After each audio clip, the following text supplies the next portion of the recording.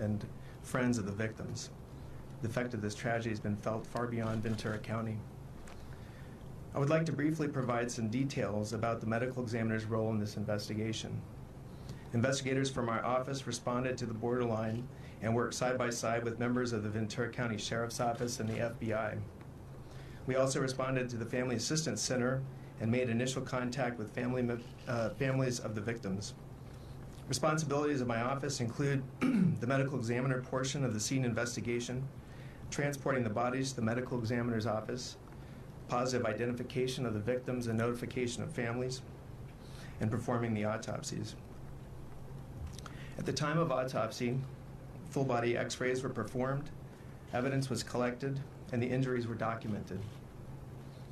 Full toxicology testing will be performed on all of the victims as well as the shooter. My investigators have been in contact with the families throughout this process. Not long after the news of the shootings began to spread, the Ventura County Medical Examiner's Office received an outpouring of support. We received offers to help from numerous agencies, jurisdictions, both within and outside of California. Our first priority was to return the victims to their families as quickly as possible. It's hard to properly express how proud I am of the professionalism and the caring manner in which these cases were handled.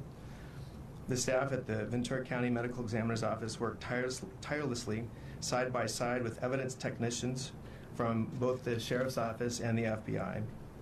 Additionally, 2 physicians from the Los Angeles County Medical Examiner's Office responded to help with the examinations. Despite considerable delays caused by the Woolsey fire, we were able to accurately identify all 12 victims, perform the autopsies, and collect evidence in just over 24 hours after they arrived at our office. With the exception of Sergeant Ron Helis, who arrived earlier in the day, the victims and the suspect arrived at the office between 3:30 and 7:30 p.m. on Thursday, November 8th. The identities were confirmed by fingerprint comparison to make sure no mistakes were made. The confirmed list of victims was released on Friday, November 9th. The examinations were completed by late Friday afternoon, and the victims were released to funeral homes as early as Saturday, November 10th. The cause and manner of death for each victim and the suspect were released during the week following the shooting. Numerous questions have been raised about the injuries sustained by the victims, some of which I will address momentarily. After the autopsy reports are completed, they will be submitted to the Ventura County District Attorney's Office to be evaluated as part of the officer-involved shooting investigation.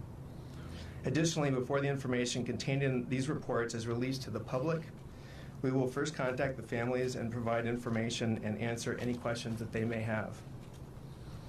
Questions have been raised about the severity of the injuries to the victims and if any victims could have survived if a rescue had occurred sooner. All of the victims died rapidly as a result of 1 or more gunshot wounds. The victims sustained injuries to vital areas. Many of the gunshot wounds were from close proximity, and there was no chance of survival. Another question is if any of the 11 borderline victims were struck by gunfire from either Sergeant Ron Helis or the CHP officer. At this point, I have no information to suggest that they were. The type of rifles that were carried by the officers fire bullets which leave distinct types of wounds and have distinct appearances on x-rays, and all of the evidence that I have so far indicates that these injuries were caused by a handgun like the one carried by the suspect. Ultimately, the bullets collected at autopsy will be submitted to the FBI for further analysis. While all the victims died as a result of gunshot wounds, 1 victim sustained a stab wound to the neck in addition to multiple gunshot wounds. During the autopsy on the suspect, a folding knife was identified amongst the personal items. The suspect himself died of a self-inflicted contact gunshot wound of the head. He had no other significant injuries, and specifically, no gunshot wounds or sharp force injuries. Again, I would like to thank the Ventura County Sheriff's Office, the FBI, and the Los Angeles County Medical Examiner's Office for all their help with this investigation.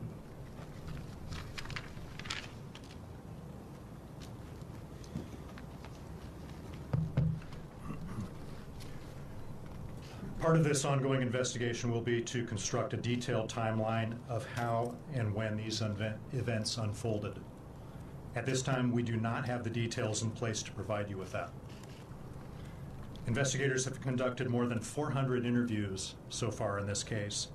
Information from those interviews, along with officers' reports, body camera footage, surveillance footage, and physical evidence will have to be analyzed in order to produce a detailed timeline. We also have to contend with the fact that there was an officer-involved shooting in this case. That requires detailed criminal and administrative investigations by the agencies involved. A full report on the officer-involved shooting will come from the Ventura County District Attorney's Office at the conclusion of the criminal and administrative investigations. This is a standard practice anytime we have an officer-involved shooting in Ventura County. As to the motive of the suspect, we are no closer to determining that today than we were at the onset of the incident. Investigators are analyzing information from the suspect's family, friends, and witnesses, as well as evidence collected from his home and from the bar. That analysis will take a considerable amount of time. We had previously released information that the suspect was actively posting messages on his Instagram account while he was inside the bar. The data from those messages and any other social media activity are also being analyzed by investigators. Questions have been asked about body armor. Sergeant Helis was wearing body armor at the time of the shooting. All of our deputies are issued body armor and required to wear it while working patrol assignments. We have also been asked questions about our active shooter training. All of our deputies currently assigned to patrol and anyone assigned to patrol or investigations since the lessons learned from the Columbine shooting in 1999 have been trained in rapid deployment active shooter response. Some reporters have listened to radio traffic from the night of the shooting and asked if our deputies were adequately equipped to handle such an incident. There were radio transmissions in which deputies referred to rifles. Not all of our deputies carry rifles. Those radio transmissions were requests for deputies with rifles to move into tactical positions at the scene. A rifle is the preferred weapon when responding to an incident of this type. We have more than 750 sworn deputies at the Ventura County Sheriff's Office. Approximately 300 of them carry patrol rifles. All of our patrol deputies are trained and equipped with shotguns that use tactical rifled slugs, which is the only ammunition we use in those weapons. A rifled slug is a single projectile similar to a rifle round. Questions have also been raised about off-duty officers inside the bar at the time of the shooting. There were a total of at least 8 off-duty officers that we know of inside the borderline on the evening of the shooting. 2 were from the Ventura County Sheriff's Office, and 6 were from various other local law enforcement agencies. People have asked if they were armed. Our deputies are not required to be armed while off-duty.